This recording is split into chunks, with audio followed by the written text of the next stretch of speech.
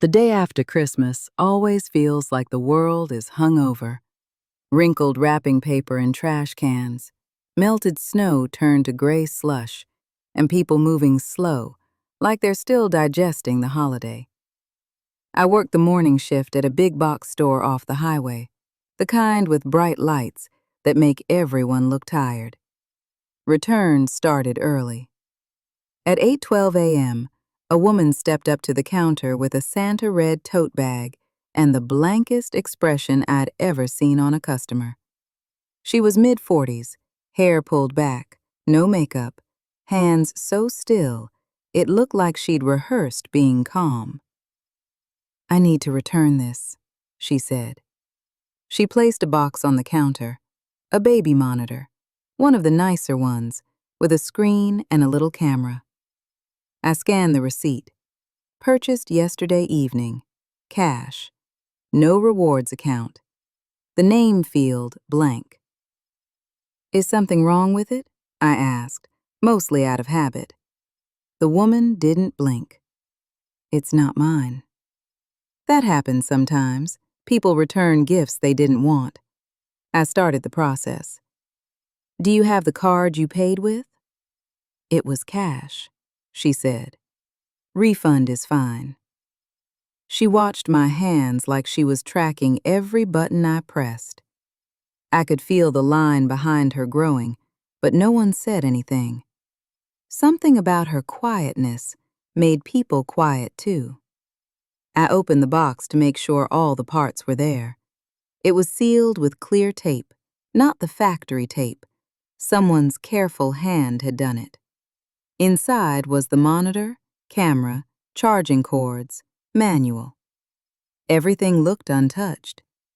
Then my finger hit something extra in the bottom flap, a folded piece of paper. I unfolded it. A list, written in neat block letters. 12:41 a.m., 1:07 a.m., 1:26 a.m., 2:03 a.m., 2:27 a.m., 3:14 a.m. No dates, no explanation, just times. "Ma'am," I said, holding it up, "was this in here?" Her eyes flicked to the paper and back to me. "I told you, it's not mine." Then she leaned a little closer, voice barely above a whisper. "If you keep it out here, you'll hear it too." A laugh from someone farther down the line broke the moment, and she straightened like she'd never said anything strange in her life. I wanted to call a manager and let them handle the weirdness, but the woman was already pulling her tote bag back onto her shoulder. Her face did something, tightened around the mouth like she was holding in words.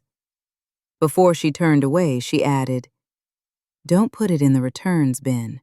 Don't resell it. Don't take it home." Then she walked out into the slushy parking lot and disappeared into a sedan with fogged windows. I should have shoved the paper back into the box and kept working. Instead, I looked down the list again. Times always means something. Someone's schedule. Someone's routine. My manager, Tyler, came by an hour later to clear the counter. "What's with the baby monitor?" He asked. "A return," I said. "Customer was odd." He peered into the open box. "Looks fine. Put it in the returns bin. We'll check it later." I almost stopped him. I almost said the thing that sounded insane. Instead, I slid the box into the rolling plastic bin with the other returns. Small appliances, toys, headphones, a blender missing its lid. The baby monitor landed on top with a soft thud, camera lens facing up like an eye. All day, every time I walked past that bin, I felt like it was watching. At 4:55 p.m., after my shift, Tyler asked if I could stay late to help reorganize the returns area. I said yes, because rent doesn't care about feelings. The returns room was behind swinging doors, a space that smelled like cardboard and floor cleaner. Fluorescent lights buzzed. A radio played too quietly from someone's phone on a shelf. We rolled the returns bin into the center of the room and started sorting. Tyler picked up the baby monitor box. We can test this. He said. See if it powers on. I don't think we should, I heard myself say. He catching. Why not? I didn't have an answer that wouldn't make me sound like a child. Just a vibe. Tyler snorted and opened the box. He plugged the monitor screen into a wall outlet, hit the power button. The screen glowed. See? He said. Perfect. The camera took a moment to connect. The screen went from blue to a grainy black and white view of our returns room. Tyler's arm, shelves of boxed items, my own legs, the bin. Normal. Then the image flickered. The picture shifted, as if the camera wasn't pointing at us anymore.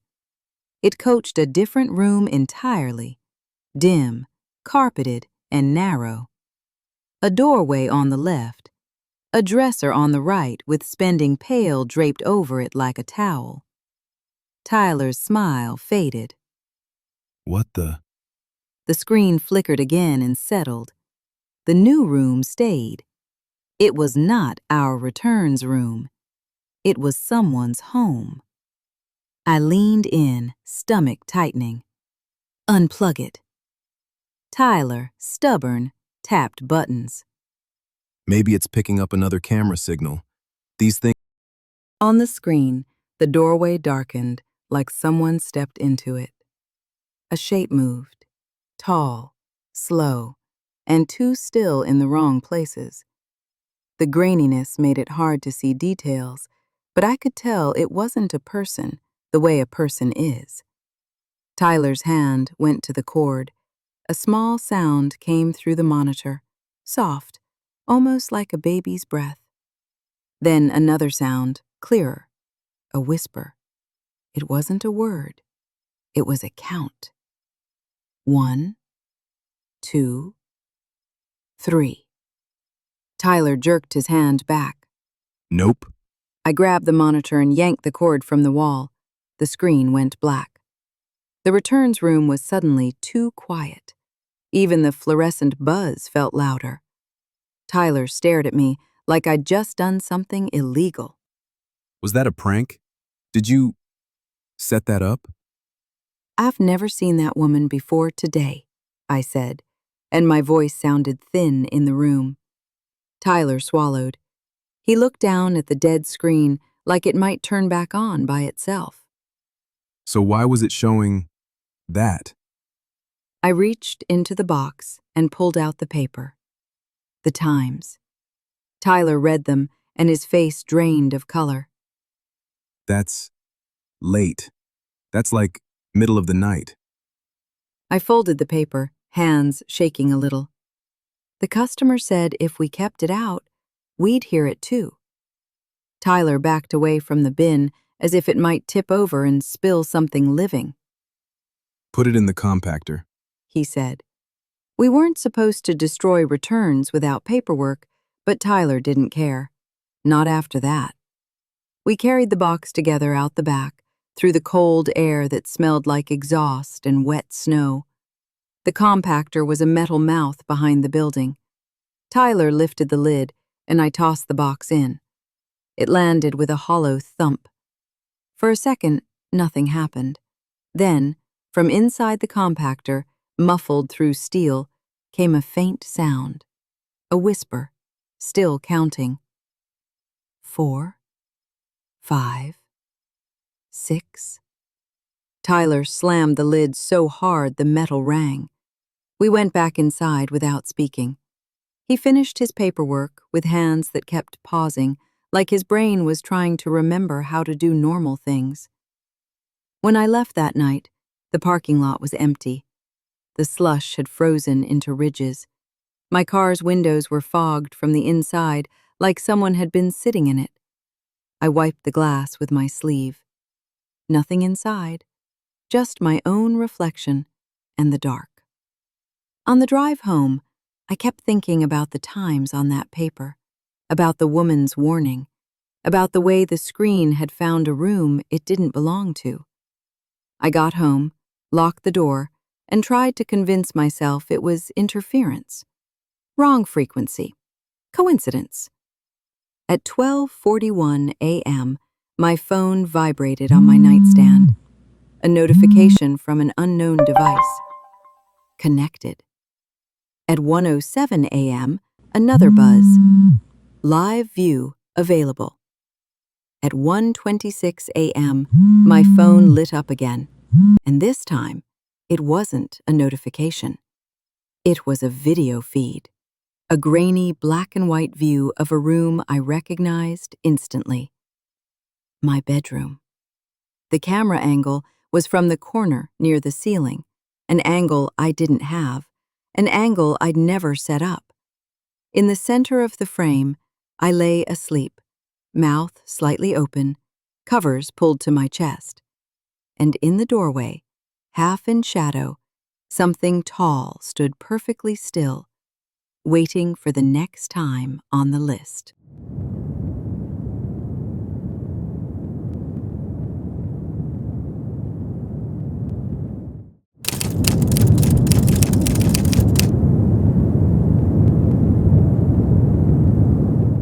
On December 26th, the neighborhood always looked like it lost a small war. Half-decorated porches, empty wreath hooks, trees dragged to the curb like defeated trophies. I took my trash out around noon and noticed one tree that didn't fit. It was propped upright against the streetlight across from my house, still fully decorated. Lights on, gold ribbon, little ornaments catching the dull winter sun. Someone had set it there carefully, like it was meant to be seen. At first I thought it was a joke. Maybe a neighbor didn't want to give it up yet, but it wasn't in front of anyone's house. It was at the corner, under the streetlight, facing the road like a sign. I crossed the street, crunching over salt and ice. Up close, the tree looked too fresh, not dry or shedding like a tree should be after weeks indoors. The needles were glossy, deep green, and when I touched a branch, it didn't drop a single needle. The ornaments were mismatched, handmade paper stars, shiny red balls, cheap plastic snowmen. But there was one ornament that made my hand stop. A tiny framed photograph, like a mini picture frame ornament. Inside was a photo of my front porch. My porch, taken at night with my porch light on.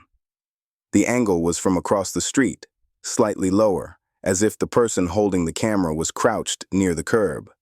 I stared hard, trying to process it. The picture was recent. My doormat was the one I bought this year, with the faded "welcome" that always annoyed me. I flipped the ornament over. No signature, no name, just a date written in black marker, December 25th. My throat tightened. I looked up and down the street. No one outside. Curtains drawn.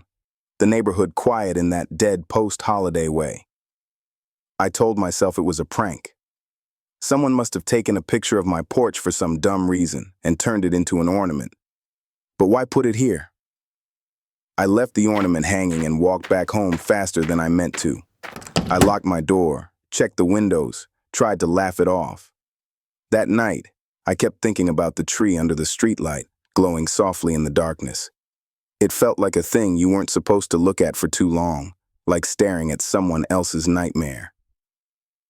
At 11 p.m., I finally turned off the lights and went to bed. Sometime after midnight, I woke up to a faint jingle. Not a bell, not a phone. The soft clink of ornaments tapping. I lay still, listening. My bedroom window faced the street. The sound was outside. I got up and pulled the curtain aside just enough to peek. The tree was still there on the corner, lights glowing, and someone was standing beside it, tall, wrapped in a dark coat, face hidden by a hood. They weren't moving, just standing with their heads slightly tilted, like they were watching my house. My heart hammered. I backed away from the window. I told myself not to be stupid. call the police, turn on the porch light, yell, do something. But then I heard the jingle again, closer, not from the street, from inside my living room. I froze. My Christmas tree, my own tree, was still up in the corner. I hadn't taken it down yet. It was unplugged, dark, quiet. But the ornaments were tapping together as if the branches were being disturbed. Slowly, I stepped out of my bedroom into the hallway. The air felt colder, like the heat had shut off. The darkness ahead looked thicker than it should have. The tapping stopped. I stood in the hall, holding my breath. A soft click sounded from the living room. A light turned on. Not one of mine. It was the glow of tiny, multicolored Christmas lights coming from the corner where my tree stood. My tree was lit. I hadn't plugged it in. I took one step forward and stopped again, because the lights weren't on the tree. They were on something behind it, something tall. It stood in the far corner, partly hidden by branches, wearing my tree like a disguise. The ornaments shivered as it shifted, and in the gaps between needles, I could see a shape that didn't belong in my house. Too long, too narrow, like a shadow that learned how to stand. The tiny lights blinked slowly, as if signaling. I stumbled backward. My hand hit the wall switch. The hallway light snapped on. The living room went dark again instantly. The ornaments stopped moving. I stood there shaking, staring into the living room from the safety of the lit hallway. Everything looked normal. My tree was dark, branches still, no figure, just the familiar outline of furniture. I didn't go in. I stayed in the hallway until my legs cramped, listening for anything. After a long time, I convinced myself I'd imagined it. Sleep, stress, too much sugar, too much weirdness from that tree outside. I went back to bed with the hallway light on. In the morning, the corner tree under the streetlight was gone, like it had never been there. I felt relief so sharp it made my eyes water. Then I walked into my living room. On my tree, hanging near the center at eye level, was a new ornament, a tiny framed photograph. Inside was a picture of my bedroom door, taken from inside my bedroom facing out into the hallway. The date on the back read, December 26th.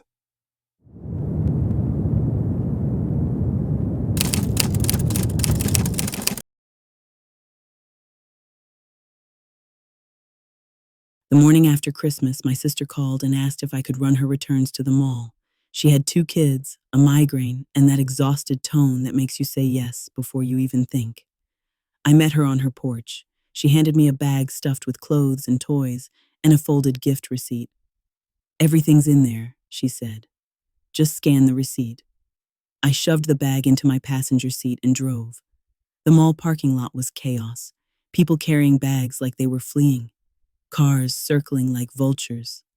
I parked far out and walked in through the cold, bracing myself for the lines. The return desk at the department store had a snaking queue. I waited, scrolling my phone, half listening to the complaints around me.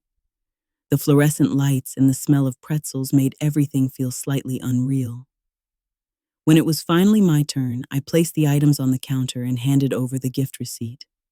The cashier, a young guy with tired eyes, scanned it. His expression changed. Not dramatic, just wary. "This receipt isn't valid," he said. I frowned. "It should be. It came with the gifts." He scanned again. The register beeped differently, a sharp warning sound. "It's weird," he said. He looked at the paper like it might bite him. "This says the purchase was made tomorrow." I blinked. "What?" He turned the screen slightly so I could see. The date field showed December 27th, but it was December 26th. "Maybe your system's wrong," I said, trying to sound normal. He shook his head. "No, our system's synced." He handed the receipt back. My stomach tightened. The receipt looked normal. Store logo, barcodes, item list. But when I looked closer, the print was slightly smudged, like it had gotten damp. I unfolded it completely. There were extra lines beneath the items. faint and easy to miss, like the printer had ghosted text. I tilted it toward the light. There were names, not my sister's, not mine, just first names, listed one after another: Avery, Mason, Kayla. The last two were blank. Under the names were timestamps: 12:13 a.m., 12:27 a.m., 12:41 a.m., 1:02 a.m., 1:19 a.m. I felt cold in a way the mall heat couldn't touch.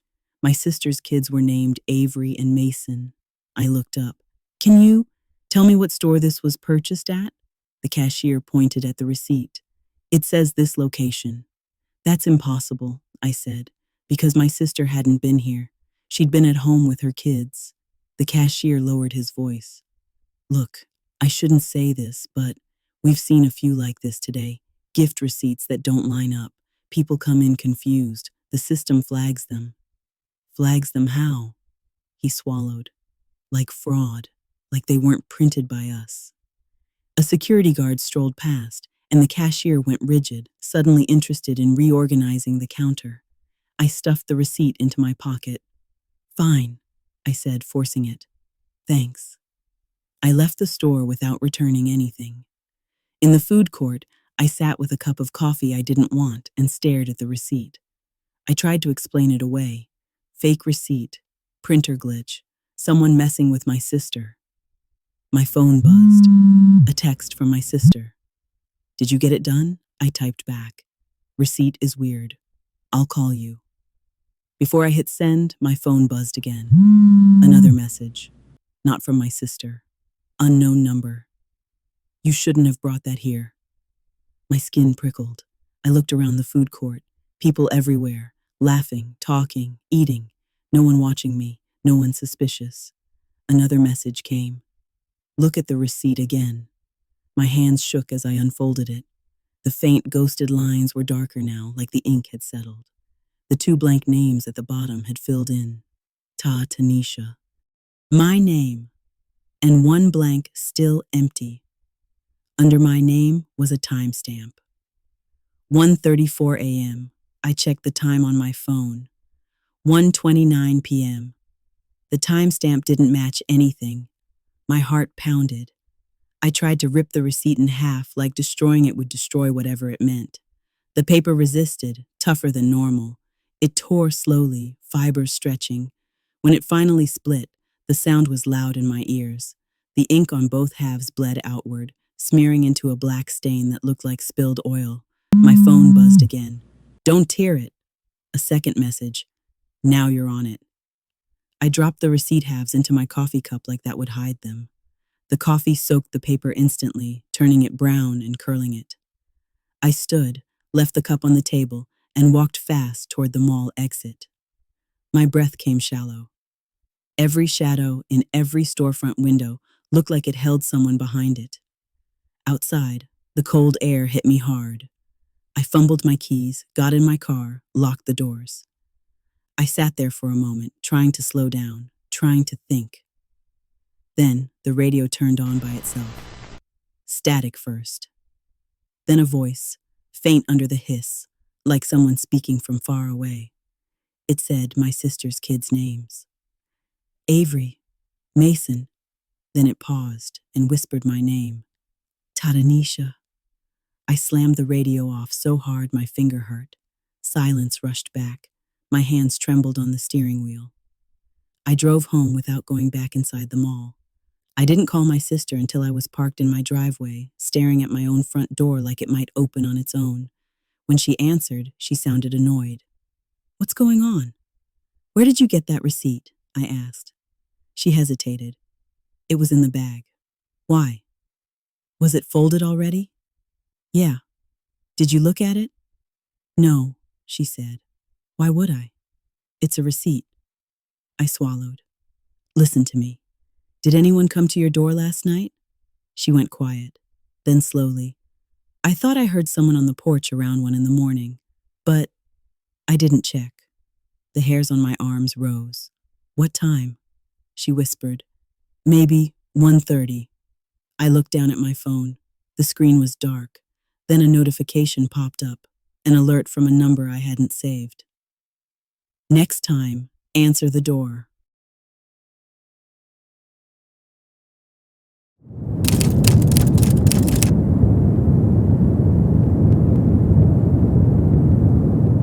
The day after Christmas, I volunteered to help clean up the church hall. It was a small place, folding chairs, scuffed floors, leftover cookie crumbs ground into the corners. The kind of community space that still smelled like pine and coffee days after everyone went home. We were supposed to take down decorations and stack chairs. Easy. By late afternoon, the sky had that dull winter gray that makes everything look drained. Most people left, but I stayed to finish sweeping. It was quiet enough that every broom stroke sounded like it echoed. That's when I heard singing. At first, I thought it was someone in the parking lot with a radio, but it wasn't music. No instruments, no speaker fuzz. It was a voice, thin and steady, carrying through the cold air outside. A carol, not one I recognized. I stopped sweeping and listened. The melody had the gentle rise and fall of a Christmas song, but the words weren't right. Too soft to make out, like the singer was intentionally keeping them just beyond understanding. I walked to the front doors and looked through the glass. Outside, under the lone streetlight, stood a single person, a caroler. No group, no candle, no hat. Just a long, dark coat and hands clasped in front like they'd been waiting for someone to come out. The church parking lot was empty except for my car. Snow piles sat along the edges like dirty mounds. The caroler's head tilted upward as if they were singing to the sky, not to the building. I should have ignored it. But something about a lone caroler on December 26th felt wrong, like finding a birthday candle still burning a day after the party. I cracked the door open, just enough to speak through the gap. "Hi," I called. "Can I help you?" The singing stopped immediately. The caroler lowered their head slowly until they were looking straight at me. From the distance, I couldn't see a face, only darkness under the hood. They spoke in a voice that matched the song, soft, steady. "I missed you last night." My stomach dropped. "Excuse me?" "I came to your door," the caroler said. "You didn't open." My mouth went dry. I lived alone. No one should be saying that to me like it was normal. "I think you have the wrong house," I said, trying to sound firm. The caroler took a step closer. Snow crunched under their boots. "No," they said. "This is the right one. This is where you gather. This is where you sing." "I'm closing up," I said quickly. "You need to leave." The caroler's head tilted again. "You're late." A cold prickle crawled up my spine. "What do you want?" The caroler lifted one hand slowly and pointed, not at me, but at the bulletin board visible through the glass doors, where we'd taped up a flyer for the Christmas Eve service. I could see it reflected faintly. Candlelight service, 11:30 p.m. The caroler's voice softened further, almost gentle. "Everyone else came," I swallowed. "It's over. Christmas is over." The caroler smiled, or at least something about their hood shifted like a smile. "Not for you," they said. "Not until you sing." Before I could respond, they began to sing again. The melody slid into the air like smoke, and this time the words were clearer. Not a carol. Not anything I knew. It sounded like names. A list of names, sung in the same rhythm, repeating. As they sang, the church lights flickered. I glanced back at the hallway behind me. Dark, empty. Then the flicker happened again, and for a split second the hallway wasn't empty. A silhouette stood at the far end near the fellowship hall doors, tall, still, facing me. The light steadied. The hallway was empty again. My pulse hammered. I looked back outside. The caroler hadn't moved, still singing those names. I slammed the door shut and locked it, hands shaking so hard the key rattled in the lock. The singing continued, muffled now, but steady. I backed away from the doors, phone in my hand, trying to dial 911, My fingers felt clumsy. As the call screen came up, the singing stopped. The silence pressed hard. Then, from inside the building, deep in the hallway, someone started singing the same song in the same soft, steady voice. Not outside, inside. I froze, staring down the dim corridor. A faint shuffle sounded, like a shoe dragging on the floor. The song drifted closer. My phone slipped in my sweaty hand. I grabbed it again, hit call. No signal. Of course. The church was old and the reception was always spotty, but I'd never had no signal. The singing continued, closer, steady as a metronome. I backed toward the side door near the kitchen, the one that opened to the alley. My shoes squeaked on the floor, loud in the quiet. As I reached for the handle, the hallway lights flickered again. In the flicker, the silhouette at the end of the hall was closer, halfway down now. When the light steadied, the hall looked empty, but the singing was louder, as if it no longer needed a body to carry it. I yanked the side door open and stepped into the freezing air. The alley was empty, snow packed down into footprints from earlier volunteers. I turned to pull the door shut, and there, standing inches away on the other side of the threshold, was the caroler. Not outside at the streetlight. Here. As if they'd walked around the building without making a sound. Up close, I could see their hood wasn't casting shadow over a face. There was no face. Just darkness inside the hood, like looking into a closet with no light. The voice came from that darkness, calm and familiar. "I told you," it said. "Not until you sing." The air smelled suddenly like melted wax, like blown-out candles. I stumbled backward into the alley, breath coming in sharp clouds. The caroler stepped forward, slow, as if there was nowhere I could go that they couldn't follow. My mind searched for something, anything logical. A prank, a person, a costume. But the darkness under that hood didn't shift like fabric. It swallowed the light. And then it began singing again, softly, steadily. And my name slid into the melody as if it had always been part of the song.